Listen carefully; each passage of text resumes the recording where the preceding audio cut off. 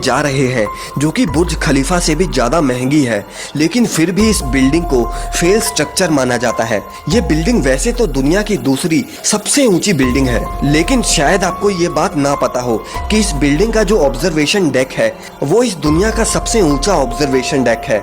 मतलब कि बुर्ज खलीफा का ऑब्जर्वेशन डेक भी इस बिल्डिंग के मुकाबले कम ही है। इस बिल्डिंग में जो एलिवेटर्स लगे हुए हैं, यानी कि जो लिफ्ट्स इस बिल्डिंग में यूज हुई हैं, वो भी इस दुनिया की सबसे तेज लिफ्ट्स हैं, जो कि 74 किलोमीटर पर आवर की रफ्तार से चलती हैं। इतने में आप जमीन से आसमान की ऊंचाइयों में बस कुछ ही सेकंड्स में पहुंच सकते हो। इस बिल्डिंग के आप इस शानदार स्ट्रक्चर को देखिए, जिसे इस दुनिया के बहुत ही महंगे डिजाइनर्स ने बनाया है, लेकिन इसके बावजूद भी इस बिल्डिंग को फेल स्ट्रक्चर क्यों माना जाता है, जानने के लिए वीडियो के लास्ट तक बने रहिए। और आज की इस वीडियो का लाइक टारगेट है 10,000 लाइक्स।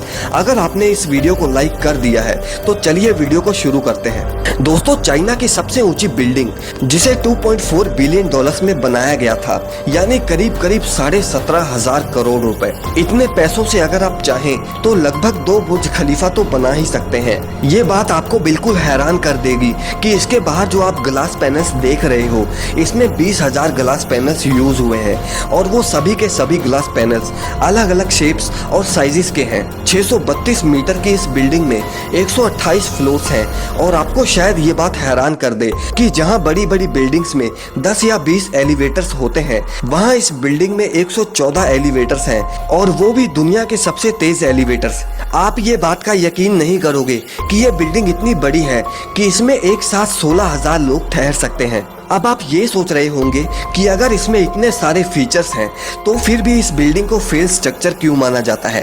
तो मैं आपको बता दूं कि इस बिल्डिंग में 128 फ्लोर्स में से 50% फ्लोर्स तो खाली ही पड़े हैं। मतलब कि जहां इसमें 16,000 लोगों को ऑक्युपाई करने की जगह है, वहीं इसमें सिर्फ 7 या 8,000 लोग ही रह रहे हैं। और इस वजह से रात में तो इस बिल्डिंग की पूरी लाइट्स भी नहीं जल पाती। बिल्डिंग्स को जिन्होंने बनाया था, उनका ये मानना था कि जो पैसा उन्होंने कंस्ट्रक्शन में लगाया है, यानी 17,500 करोड़ रुपए, उन पैसों को वो 12 सालों में कंप्लीट कर लेंगे। लेकिन जैसा उन्होंने सोचा था वैसा बिल्कुल नहीं हुआ, और इस वजह से चाइना का ये शंघाई टावर अभी 12,000 करोड़ रुपयों के नुकसान में चल रहा है। और साथ ही में जो चाइना का फायर और सेफ्टी डिपार्टमेंट है, उनकी तरफ से भी ये टावर को पूरी तरह सेफ नहीं माना जाता, क्योंकि उनका ये कहना है कि अगर मान लो कि इस बिल्डिंग में 100वीं मंजिल पर आग लगी तो फायर सेफ्टी वाले इस टावर पर इतना जल्दी उतना ऊपर नहीं पहुंच पाएंगे, और इसलिए सेफ्टी भी एक और कारण है इस टावर को फेल स्ट्रक्चर कहने का।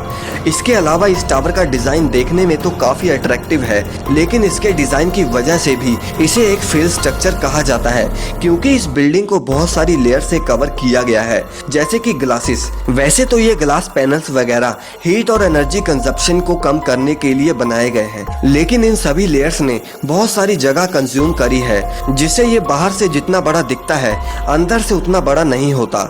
यानी कि आप सिंपल लैंग्वेज में ये भी कह सकते हैं कि जहां इस बिल्डिंग में 16,000 लोग रह सकते हैं, वहीं अगर ये लेयर्स ना होती तो इस बिल्डिंग में हो सकता था कि एक टाइम पर 25,000 लोग भी रह पाते। इसलिए इस बिल्डिंग का डिजाइन भी एक मेन रीजन है कि इसको फेल स्ट्रक्चर माना जाता है। इसके अलावा इस टावर में एक लग्जरी होटल भी खुलने वाला था, लेकिन अभी तक वो होटल भी नहीं खुल पाया। और साथ ही में जिन्होंने इस टावर में अपने ऑफिस वगैरह किराए पर लिए थे, उनमें से सिर्फ 30% लोग ही इस टावर में आए, और बाकियों ने इस टावर में ऑफिस लेने से मना कर दिया, और वो ऑफिस अभी तक खाली ही पड़े हुए हैं, जिस वजह से अभी तक इस टावर पर लगने वाला पैसा भी पूरा नहीं हुआ।